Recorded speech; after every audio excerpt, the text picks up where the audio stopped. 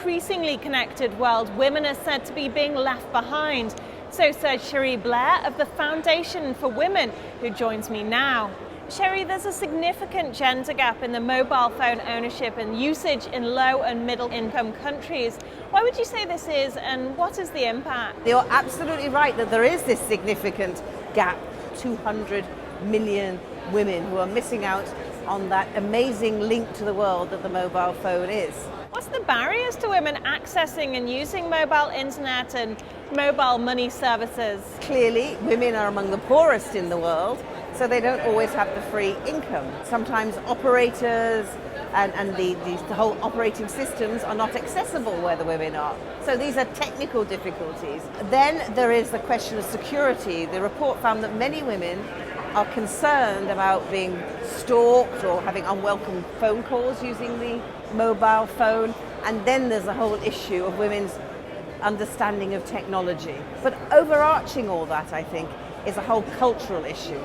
The way that in many societies, women are not valued as equals to men. So when new ideas and exciting new opportunities come along, they go to the men and the women are expected to take second place. And what role does technology play in alleviating gender inequality? Technology can enable people to get better education because of the access. By using the internet and technology, you can get to better materials and a wider range of materials.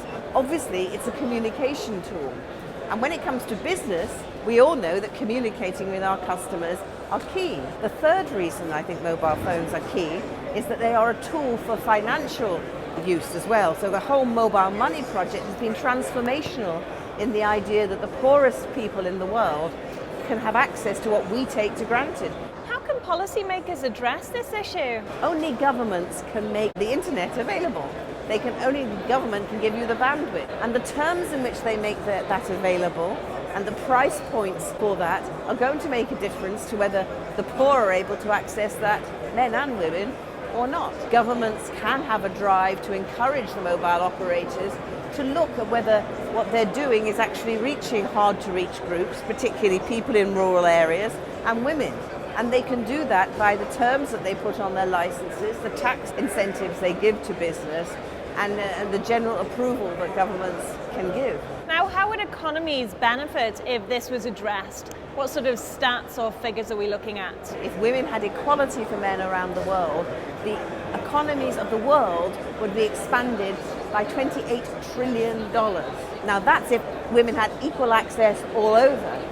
Even if women only had as much access as the best country in their particular region had, that would still lead to about $14 trillion gain to the world economy. And on top of all that, when women gain access to money, when women get financial independence, what we find is that they spend more of that money on their families, on their communities, and on things that make everybody benefit, men and women. The figure for that from the World Bank is 90%. A development dollar to a woman, the figure for men, 30 to 40%. So it makes sense to empower women, and it's just the right thing to do. In the 21st century, there shouldn't be a world which sees women as second-class citizens. The role of women in business, tech, industry, etc. has a high-profile issue worldwide, but is being addressed. How much progress have we made, and how much further do you think we have to go? The role of women, particularly at CEO and at board level, is not just an issue in the tech industry, it is an issue worldwide.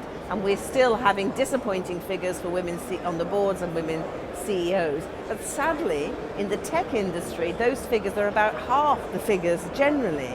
And this is a terrible wasted opportunity when we're talking about a business that relies on the skills and talents and ideas and experiences of its workforce. And if you're ignoring half that talent pool, you're not making as much progress as you should want. Thanks for watching. For more videos from our new economy, please subscribe.